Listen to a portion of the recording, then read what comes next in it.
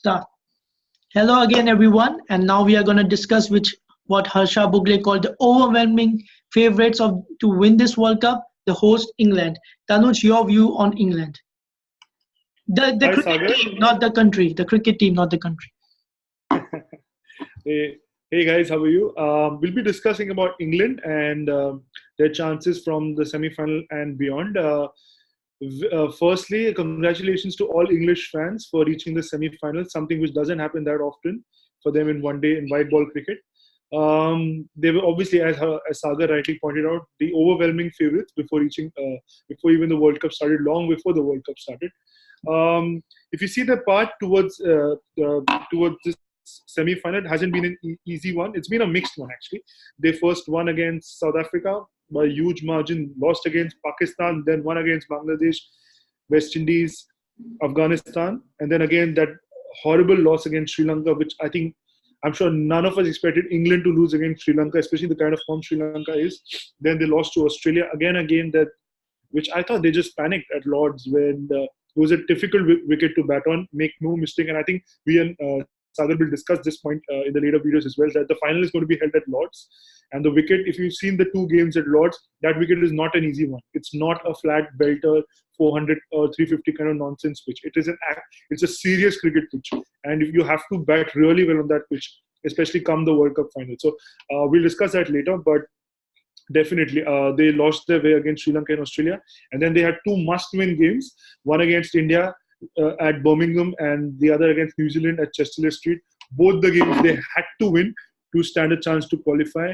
And I thought the fact that they were pushed to a corner really brought the best out of them. They just went out thinking, oh, whatever happens, let's just go for it. And go for it they did. They scored a mammoth 337 against India, and then again a 305 against New Zealand. So I think English fans should be really happy. Sagar spoke about peaking in our previous video about New Zealand when we were reviewing the performance of New Zealand. I think this English team has peaked just at the right time. Coming into the semi-finals, they are potentially going to face India or Australia. Now it depends where it ends. The game between Australia and South Africa tomorrow will decide whom they play against. But they're definitely going to finish third, which also means, if I may just check my schedule. Sorry. So do they? I'm sorry. Just give me a moment. So they're playing at Edgbaston again. So the same ground at which they've beaten India pretty handsomely. So they're playing against India or Australia, but they're playing them at Edgbaston. Now, Edgbaston's really flat wicket.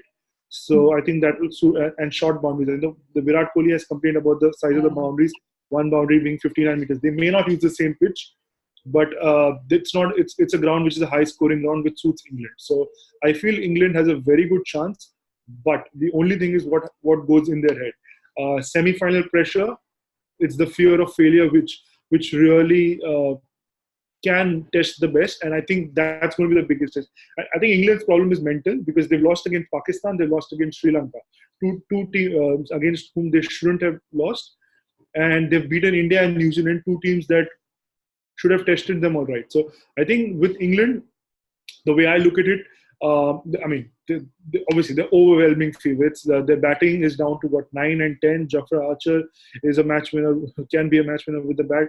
Their bowling's seemingly okay because Jofra Archer and Mark Wood again can bowl over 90 miles an hour. They've got Adil Rashid, they've got the options of Moeen Ali as a backup spin options. They've got pretty much all bases covered. Their bowling is not as strong maybe as India or Australia, but their batting is, they can run any team down. They just have that X-factor batting lineup which from start to end, starting with Roy and Bairstow, Root at 3, Morgan at 4, Stokes at 5. Butler hasn't fired this tournament. Come semi-final, final, this could be his sort of moment in the sun. So I think they're a strong team. I feel England. So I still feel either against India or Australia, they may just have it a little difficult in the semi-finals because traditionally they have choked in semi-finals and in knockout games. So I don't know. I'm a little 50-50 on England's chances. But congratulations to them to finish third. I think it's a great effort to finish third. What do you reckon, Sagar? Yeah, rightly pointed out. Firstly, kudos to England to enter their first semi since 1992. And the defeat which came against Sri Lanka, which came against Australia, was really a blessing in disguise for England, because the the main important part of English team is that they have a very deep batting lineup. And the biggest problem of English team is that they have a very deep batting lineup. So they didn't have this specific assigned role. All batsmen except Ben Stokes were playing, they were just slogging, because they had that mentality that even if I get out, the next batsman can do the job. And this was really hurting them. This was the reason that it was the downfall. But then, when this two must win game came, everyone knew their role. Everyone knew, Bairstow and Roy knew that they have to attack from the start.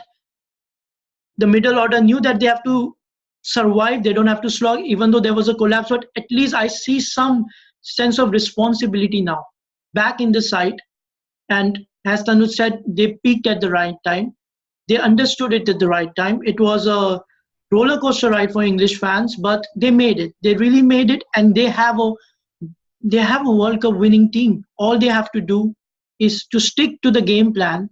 And like Tanuj said, it's about mental. It's about having the temperament to play a World Cup semi-final in front of your home crowd. They can do it. They should do it. But with the English team, you use the word mercurial for Pakistan. We can use the same for England, because it's either 400 or collapse within 200. So I don't know what to say. The Ben Stokes is the X factor, because he's really playing responsibly. He can win you matches. Butler coming so deep, Bairstow attacking from the front. Bowling is a weak link that they have to work on. So the best thing they can do, the best thing which would happen, if they can win both of the toss and decide to bat first, post a huge total, because you have seen that even a 250, 280 is very difficult to chase. So I give a good chance to England. It's really disappointing to see them finishing third.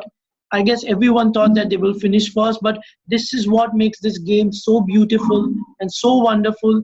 And this is what real cricket is all about. So I wish all the best to all the English team. They gave us some beautiful matches throughout the World Cup.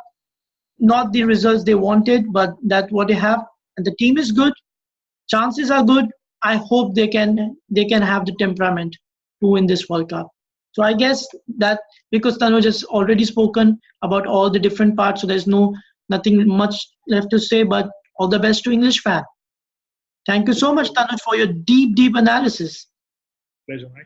Cheers. Okay, so see you soon. Cheers, guys. Thank you.